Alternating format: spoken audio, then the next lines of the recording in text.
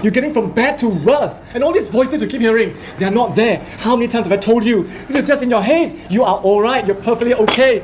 This voice, how many times I tell you? I'm worried about... My mind. It's like tabs continually open on my computer. They won't go away when you try to close them. More and more just open up in my mind. More and more thoughts that I can't control. I try to fix everything all at once, and I can't. But that's not what the voice is in my head. No matter what people say, I can't force them out. It's not that simple. When you're not allowed to get proper medication, you search for anything to help. I feel like a failure sometimes. I can't sleep because I'm constantly trying to come up with endless solutions to fight my worries. When I'm like this, don't tell me that I need to calm down. Don't tell me that I can control it. If it did, I would have figured that out by now. Hello everyone, मैं psychologist आस्था और आज हम वापस से एक नई case study के बारे में बात करेंगे। तो सबसे पहले हम जानते हैं कि केस स्टडी होती क्या है। तो केस स्टडी बेसिकली तब होती है जब एक क्लिनिशियन अपने एक्सपीरियंस को डॉक्यूमेंट करता है और ये सब क्लाइंट के कंसेंट के साथ होता है। ये एक ऐसी रिपोर्ट होती है जिसमें क्लाइंट के प्रेजेंटेशन, कौन कौन से ट्रीटमेंट ट्राई किए गए एंड क्लाइंट ने उन ट्रीटमेंट्स पर कैसे रिस्पॉन्ड किया, ये सारी इन्फॉर्मेशन होती है। ये रिपोर्ट जो है वो मोस्टली एजुकेशनल पर्पस के लिए यूज़ होती है। केस स्टडी अलग अलग फॉर्मेट में शेयर करी जा सकती है, जैसे कि बुक्स में हो गया, जर्नल्स में हो गया या फिर ट्रेनिंग सेशंस में प्रेजेंट करे जाना। तो आज हम बात करते हैं एसपीडी के बारे में। एसपीडी मतलब स्किज़ॉइड पर्सनैलिटी डिसऑर्डर, जो कि एक ऑड और इसेंट्रिक क्लस्टर माना जाता है, जो पैरानॉइड एंड स्किज़ोटाइपल पर्सनैलिटी डिसऑर्डर के साथ सेम ग्रुप में आता है। डीएसएम के अकॉर्डिंग इस डिसऑर्डर के 7 सिम्टम्स क्राइटेरिया होते हैं एंड डायग्नोसिस के लिए कम से कम 4 होनी चाहिए। नंबर 1,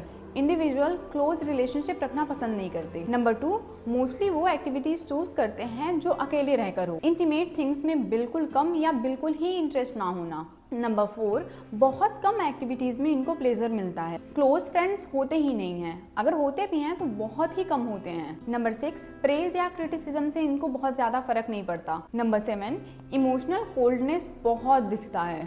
5 फैक्टर पर्सनैलिटी जो कि कोस्टा एंड मैक्रे ने दिया है, उसके अकॉर्डिंग इस डिसऑर्डर में usually high openness, low extroversion, low agreeableness and low neuroticism दिखता है। तो ओवरऑल ये लोग सोशली ज़्यादा इन्वॉल्व नहीं होते हैं, अकेले रहना पसंद करते हैं, सेल्फ सफिशिएंट होते हैं और इसी की वजह से काफ़ी सारे लोग साइकोथेरेपी के लिए रेजिस्ट करते हैं। ना तो ये लोग थेरेपी में आना पसंद करते हैं और ना ही अपनी तरफ से एफर्ट लगाते हैं और यही कारण है कि काफ़ी सारे क्लिनिशियंस को एसपीडी ट्रीट करने का एक्सपीरियंस बहुत कम होता है। तो हर केस स्टडी के जैसे यहाँ भी हम नेम एंड कुछ डिटेल्स को चेंज करेंगे जिससे उनकी आइडेंटिटी को प्रोटेक्ट रखा जा सके।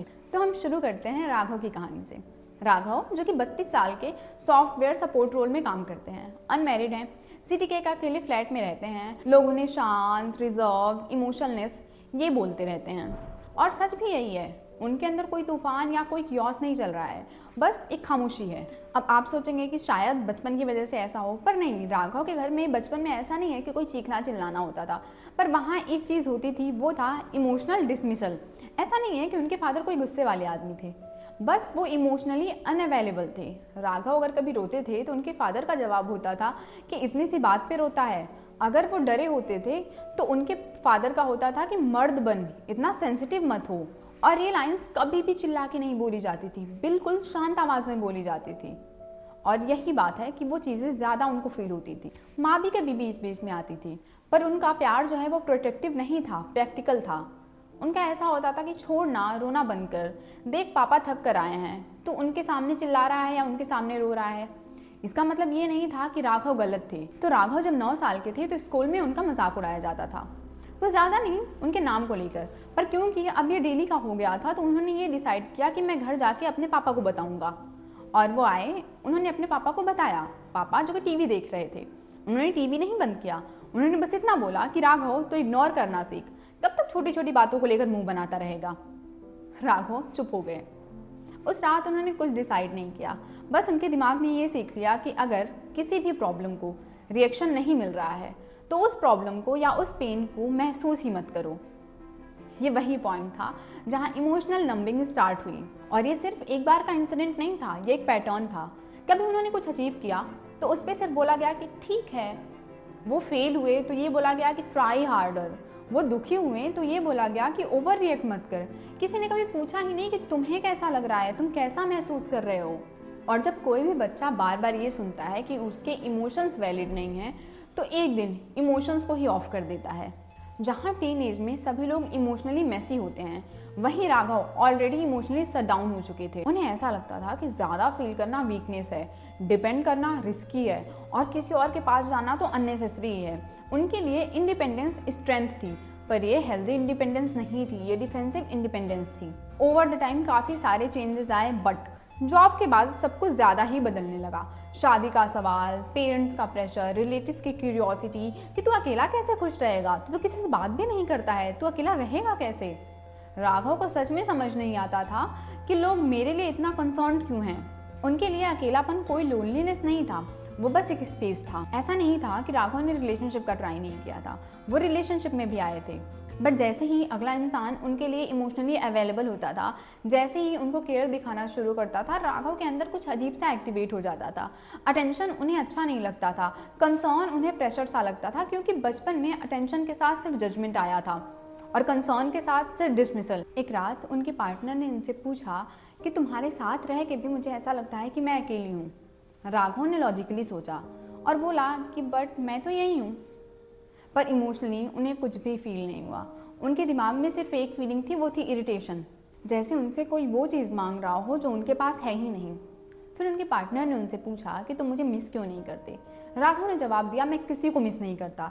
इस बार भी उन्होंने कोई झूठ नहीं बोला, बट इस बार सामने वाले का दिल टूट गया। और राघव ने यहाँ से एक चीज़ सीखी कि क्लोज होने का मतलब है किसी और को हर्ट करना, और इसलिए उन्होंने क्लोज होना ही छोड़ दिया। स्किज़ॉइड पर्सनैलिटी डिसऑर्डर वहाँ बनते हैं जहाँ इंसान को बार बार ये सिखाया जाता है कि उसके इमोशंस ज़्यादा हैं, इनकन्वीनियंट हैं या ज़रूरत से ज़्यादा हैं। इसलिए एक दिन वो डिसाइड करता है कि ठीक है, फिर मैं कुछ महसूस ही नहीं करूँगा। राघव का दर्द ये नहीं था कि उन्हें प्यार नहीं मिला, उनका दर्द ये था कि जब भी उन्हें प्यार चाहिए था, उन्हें ये महसूस कराया गया कि उनकी ज़रूरत ही गलत है। फिजिकल क्लोजनेस राघव के लिए सिर्फ एक एक्ट था, कोई कनेक्शन नहीं था। उसके बाद का साइलेंस उनको ज़्यादा कंफर्टेबल लगता था और इसके लिए लोग उनको कोल्ड बोलते थे। एक दिन उनके फादर की डेथ हो गई, सब कोई रो रहा था, बट राघव वहाँ पे शांत और नम खड़े थे, जैसे कि उनको कुछ महसूस ही नहीं हो रहा है। कुछ देर बाद उनकी माँ उनके पास आई और उनको बोली रोते हुए कि तू इतना पत्थर दिल कैसे हो गया। राघव ने पहली बार थोड़े स्ट्रॉन्ग टोन में बोला कि माँ, मैं कभी पत्थर दिल नहीं था, मैं बस खाली हूँ। माँ शांत हो गई और यहाँ से उनकी माँ को लगा कि उनका बेटा सिर्फ ज़िद्दी नहीं है बल्कि अलग भी है। जिसके बाद पहली बार उनकी माँ को ये लगा कि नहीं, इसको हमें किसी साइकोलॉजिस्ट या किसी साइकेट्रिस्ट को दिखाना चाहिए। उन्होंने राघव को फोर्स किया कि नहीं, तू किसी साइकोलॉजिस्ट को दिखा, किसी से बात कर, क्योंकि ये नॉर्मल नहीं है। तो पहली बार राघव ने हमारे इधर कंसल्ट किया। तो पहली बार जब राघव हमारे इधर आए तो काफ़ी शांत लग रहे थे। उन्होंने थेरेपी रूम में एंटर किया। उन्होंने ये पूछा कि क्या मैं चेयर पे बैठ सकता हूँ, तो हमने उनको बोला कि हाँ, आप यहाँ पे बैठ सकते हैं। तो वो सीधा रिलैक्स बैठ गए। उसके बाद काफ़ी बेसिक इंट्रोडक्शन वाले क्वेश्चंस उनसे पूछे गए, उनका मेंटल स्टेटस एग्जामिनेशन लिया गया, केस हिस्ट्री उनकी ली गई। फिर उनसे पूछा गया कि आप यहाँ क्यों आए हैं। तो राघव ने तुरंत जवाब नहीं दिया, इसलिए नहीं कि वो कंफ्यूज थे, बल्कि इसलिए क्योंकि उन्हें ये समझना था कि कितना सच बोलना उनके लिए सेफ रहेगा। फिर उन्होंने कहा कि मुझे लोगों के साथ रहना पसंद नहीं है और मुझे नहीं लगता कि इसमें कुछ गलत है, पर सब कहते हैं कि कुछ तो गलत है। थेरेपी रूम में कोई इंटरप्ट नहीं कर रहा था उन्हें, कोई कुछ नहीं लिख रहा था, बस उन्हें देखा जा रहा था। फिर उनसे पूछा गया कि आपको इस बात से कोई प्रॉब्लम होती है। तो राघव थोड़ी देर सोचते रहे। फिर उन्होंने बोला कि नहीं, बस थकान होती है जब लोग मुझसे एक्सपेक्ट करते हैं कि मुझे पेन होना चाहिए, बट मुझे नहीं होता है। अगला सवाल था उनसे कि जब आप खुश होते हैं तो आपको कैसा लगता है। तो राघव ने कहा नॉर्मल लगता है। हमने पूछा कि नॉर्मल मतलब, तो राघव थोड़ा सा इरिटेट हुए बट चिल्लाए नहीं। उन्होंने बोला कि ज़्यादा इंटेंस नहीं, आता है और चला जाता है। फिर हमने पूछा कि गुस्सा, तो बोले कि रेयर आता है। हमने पूछा कि आपको ऐसे दुख कितना फील होता है, तो उन्होंने बोला शॉर्ट लिव्ड है। हमने धीरे से बोला कि तो आपके इमोशंस आते हैं बट रुकते नहीं। तो राघव ने पहली बार उनको देख के ऐसा लगा कि फील किया हो कि उन्हें कोई जज नहीं कर रहा है, बस मैप कर रहा है। फिर हमने उनसे रिलेशनशिप की बात करी, जिस पे हमने उनसे पूछा कि क्या आप कभी किसी के क्लोज रहे हैं। तो राघव ने कहा नहीं, कभी मेरा मन ही नहीं किया। राघव ने ऑनेस्टली बोला कि शुरू में तो किया था, पर जैसे ही चीज़ें सीरियस होने लगती हैं मुझे लगता है कि मैं खुद को खो रहा हूँ। हमने उनसे पूछा कि क्या आपको डर लगता है। तो राघव ने सर हिला के मना कर दिया कि नहीं, बस इंटरेस्ट ख़त्म हो जाता है। ये लाइन इंपॉर्टेंट थी। यहीं से हमें ये समझ आया कि ये एंजाइटी नहीं है, ये अवॉइडेंट पैटर्न नहीं है, ये डिटैचमेंट है। फिर हमने कुछ और चाइल्डहुड से रिलेटेड उनसे क्वेश्चन पूछे और भी बहुत सारे क्वेश्चन पूछे, जिसमें हमने उनसे ये पूछा कि बचपन में जब आप अपसेट होते थे तो आपसे कभी कोई बैठ के पूछता था कि क्या हुआ है, क्या प्रॉब्लम है?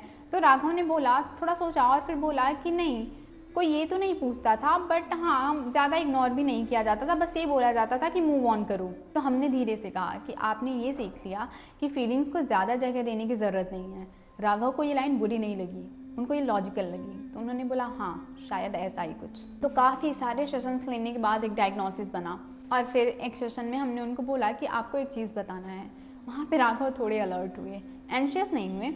तो हमने उनको बोला कि जो पैटर्न आपका दिख रहा है वो इमोशनल डिस्टेंस है, रिलेशनशिप में इंटरेस्ट की कमी और अकेलापन, जहाँ लोनलीनेस नहीं है, इसे स्किज़ॉइड पर्सनैलिटी डिसऑर्डर कहते हैं। तो राघव ने पूछा तो क्या मैं डिफेक्टिव हूँ? तो हमने उनको बोला नहीं, आप ब्रोकन नहीं हो, आप बस इमोशनली कनेक्ट होने को उतनी वैल्यू नहीं देते हो जितनी बाकी लोग देते हैं। तो राघव ने पूछा तो क्या मैं बदल सकता हूँ? तो हमने उनको बोला कि आप पूरी तरह नहीं बदलोगे, पर आप समझ सकते हो कि आप जैसे हो वैसे क्यों हो। और ये आंसर फेयर था और राघव को वो चीज़ पसंद आई। सो थेरेपी का ये गोल नहीं था कि राघव को इमोशनल बना दिया जाए, गोल ये था कि गिल्ट कम हो, एक्सपेक्टेशन को क्लियरली बोला जा सके और दुनिया के साथ मिनिमम फ्रिक्शन में जिया जा सके। हमने कहा कि आपको सब जैसा बनने की ज़रूरत नहीं है, पर आपको ये समझने की ज़रूरत है कि दुनिया आपसे क्या एक्सपेक्ट करेगी। लास्ट सेशन में हमने उनसे ये कहा था कि सब लोग गहरा प्यार नहीं करते और सब लोग सफ़र भी नहीं करते अगर वो अकेला रहना चूज़ करें तो राघव ने हल्का सा मुस्कुरा के सिर्फ इतना कहा कि शायद मैं उन लोगों में से हूँ। तो हमने भी सिर्फ सर हिलाया और बोला हाँ। कोई मोटिवेशन स्पीच नहीं दी, कोई क्लैपिंग मोमेंट नहीं था, बस एक अंडरस्टैंडिंग थी जो राघव को पहली बार मिली थी। थेरेपी ने बस ये सिखा दिया कि हर खामोशी प्रॉब्लम नहीं होती, पर हर खामोशी समझी जाना डिज़र्व करती है। तो बस आज के लिए ये केस हिस्ट्री इतनी ही थी। बाकी कोई और भी डाउट हो, कोई भी प्रॉब्लम हो तो आप लोग कमेंट सेक्शन में मुझसे पूछ सकते हैं। बाकी तब तक के लिए अपना ख्याल रखिए, अपने फैमिली मेम्बर का ख्याल रखिए, अपने मेंटल हेल्थ का ख्याल रखिए, अपने फैमिली मेम्बर के मेंटल हेल्थ का ख्याल रखिए और अपना ध्यान रखिए।